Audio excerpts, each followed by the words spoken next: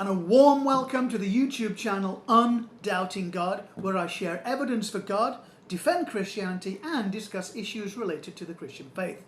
In this video, we're going to explore a fascinating aspect of Jesus' identity, what he called himself as the Good Shepherd, and why this is a direct claim to being God. This metaphorical title is profound, deep spiritual meanings, so let's dive right into it. Now, before we unpack the Good Shepherd statement that's found in the Gospel of John chapter 10, we would be prudent to just rewind a little bit and look at what's happened just before that. So we're going to go back into John chapter 9, and earlier in John chapter 9, Jesus had healed a blind man who had been blind from birth, which wouldn't have been a problem, except in this particular case, Jesus healed the man on the Sabbath. Now, if you're not familiar with the Sabbath or why that's significant, the Sabbath day was one of the commands or statutes given to the Israelite nation shortly after God had rescued them and brought them out from Egypt. So let's look at Exodus chapter 20, in particular verses 8 to 10. Remember to observe the Sabbath day by keeping it holy. You have 6 days each week for your ordinary work, but the seventh day is a Sabbath day of rest dedicated to the Lord your God. On that day, no one in your household may do any work. This includes you, your sons and daughters, your male and female servants, your livestock, and any foreigners among you. So the main issue here is that people were not allowed to work on the Sabbath. So this is the connection between this story. Jesus healed the man on the Sabbath. Now, was healing someone considered to be work?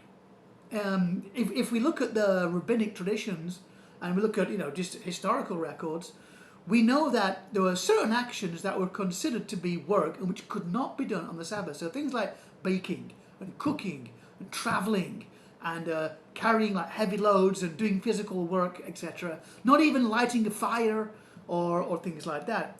I think perhaps tending to animals, feeding animals, very briefly, I think that would be acceptable. And I believe that there was also a certain amount of walking, but very limited. Let's say, 1 or 2 miles maximum from your house. But the main point is, in this particular case, is that work could not be done. So, because the man had been healed on the Sabbath and that Jesus had made mud and put the mud on the eyes, this now case had to be taken to the Pharisees, who were like the spiritual leaders and also the political leaders at that time. So the man was taken to the Pharisees, and the Pharisees decided to, interrogate him, you could say. And this is what happens in John chapter 9, verses 13 to 16. They took the man who had been blind to the Pharisees because it was on the Sabbath that Jesus had made the mud and healed him. The Pharisees asked the man all about it. So he told them, "He put the mud over my eyes, and when I washed it away, I could see." Some of the Pharisees said, "This man Jesus is not from God, for he is working on the Sabbath." Others of the Pharisees said, "But how could an ordinary sinner do such miraculous signs?" So there was a deep division of opinion among them. Now this is quite interesting. Some of the Pharisees, they tended to look at this very, very, strictly, because Jesus made mud, applied the mud on the man's eyes, despite the fact that the man was healed, right? He'd been blind from birth, and this had been verified by the parents and other people around. So it had been verified that it was true, but they were still stuck on the technicality that Jesus had broken the Sabbath, therefore he was not from God. But then the others rightly pointed out, well, how can a sinner, how can a sinner who's not connected with God, how can he perform such a miracle? Of course, the answer is he can't, but it seems that some of these Pharisees were blinded to the fact that God can heal on the Sabbath. Now, the story develops a bit more. The Pharisees continue to interrogate the man, and towards the end of chapter 9, actually this man, he is kicked out of the synagogue. And it's shortly after this, right towards the end of the chapter, the man's kicked out. He's humiliated, he's shamed. He's not allowed back in the synagogue. And shortly after this is when Jesus meets the man. Jesus asked him if he believed in the Son of Man. To which the man who'd just been healed said, I don't know who this person is. To which Jesus replied, I am the Son of Man. And guess what happened? The man immediately worshipped Jesus. Which is quite interesting, right? The man didn't say, oh, I don't know anything about the Son of Man. I don't know what he is or what he's about. He knew what the Son of Man meant, right? This goes back to Daniel chapter 7. It's one of the Old Testament prophecies. And in this vision that Daniel has, he sees someone like a Son of Man. Now, Son of Man in the Hebrew scriptures, that phrase is actually human. But in this vision that Daniel has, he sees someone that like a Son of Man, but also has divine attributes. He's also a divine figure. So he sees this someone like a Son of Man. He's brought into the throne room where the Ancient One is, which is the Father. And this Son of Man is then brought in front of the Ancient One. And this Son of Man is given dominion, is given authority. And then he sits at the right hand of power, which means he is equal to God. He will reign equally with the Ancient One, with the Eternal One, with God the Father. So this is what Jesus called himself more than any other title when he was on earth. He called himself the divine title. It's a messianic title, the Son of Man. So this man, he knew immediately that Jesus was claiming to be God. And because he just healed him, a miraculous sign, he put two and two together and he said, I worship you, and he knelt down and worshipped. That's interesting. So that's already a claim that Jesus is God. Just after the man had worshipped Jesus, Jesus then went on to say in John chapter 9, then Jesus told him, I entered this world to render judgment, to give sight to the blind, and to show those who think they see that they are blind. Some Pharisees who were standing nearby heard him and asked, are you saying we're blind? To which Jesus replied, if you were blind, you wouldn't be guilty, but you remain guilty because you claim you can see. Now, if you'd noticed what Jesus said to the blind man, he said, I came to render judgment. Now, already we've seen that the Son of Man is a divine title. Everybody knew at that point that what that meant. They may not have believed it, but they knew that the Son of Man was a divine messianic figure who was somehow human, somehow God.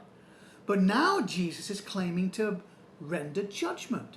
That's two claims that Jesus directly made, that he was God. So it's quite interesting. Now, let's move on to what else Jesus says. John chapter 10 then opens with Jesus now addressing the Pharisees and, of course, indirectly all the people surrounding. And probably by this point could be a growing crowd. So Jesus says, I tell you the truth, anyone who sneaks over the wall of a sheepfold rather than going through the gate must surely be a thief and a robber. But the one who enters through the gate is the shepherd of the sheep. The gatekeeper opens the gate for him, and the sheep recognize his voice and come to him. He calls his own sheep by name and leads them out. After he has gathered his own flock, he walks ahead of them, and they follow him because they know his voice. They won't follow a stranger. They will run from him because they don't know his voice. Now, this is quite, I guess, incendiary in some ways, because Jesus is making very clear comparisons between him as the true leader of the Jewish people, of the sheep, of the flock, and also by the whole world after his work on the cross. He's comparing himself to the religious leaders who are thieves and other not particularly nice words. And he's saying that the people know me, which again, this implies a connection. And this kind of connection is what God has with his people throughout the Hebrew scriptures. So this is another, perhaps a less direct, but an indirect claim that he's claiming the Jewish nation of his own. And by extension, through his death, he's going to bring in all the Gentiles. And he will have a connection, a relationship with these people, which only God. So now that the backdrop to this I am the good shepherd statement has been given, let's now move on to his statement. So Jesus is directly comparing himself to the false religious leaders, the Pharisees and maybe some others. He's saying that he is the shepherd. He is the gateway. He is the true one, and that people will follow his voice. Now in John 10, verse 7, let's pick up what Jesus says. I tell you the truth, I am the gate for the sheep. All who came before me were thieves and robbers, but the true sheep did not listen to them. Yes, I am the gate. Those who come in through me will be saved. They will come and go freely and will find good pastures. The thief's purpose is to steal and kill and destroy. My purpose is to give them a rich and satisfying life. I am the good shepherd. The good shepherd sacrifices his life for the sheep. A hired hand will run when he sees a wolf coming. He will abandon the sheep because they don't belong to him and he isn't their shepherd. And so the wolf attacks them and scatters the flock. The hired hand runs away because he's working only for the money and he doesn't really care about the sheep. So in verse 11 is where Jesus makes the claim, I am the good shepherd. Now, why is this a claim to be God? I don't know what you think about when you hear the word shepherd. Maybe you just think about it's just a person who looks after sheep. And it is, but it's more than that. In its historical religious context, only God is the good shepherd. Throughout the Old Testament, God is compared and even described as a shepherd. This is shown in several Old Testament passages. For example, Genesis 48, Genesis 49. It's in several Psalms. I believe it's in Psalm 2, Psalm 23, Psalm 78, Psalm 80. I think it's in Isaiah 40. Also in Micah chapter 3. So it's a theme running throughout the Hebrew scriptures that God is the good shepherd.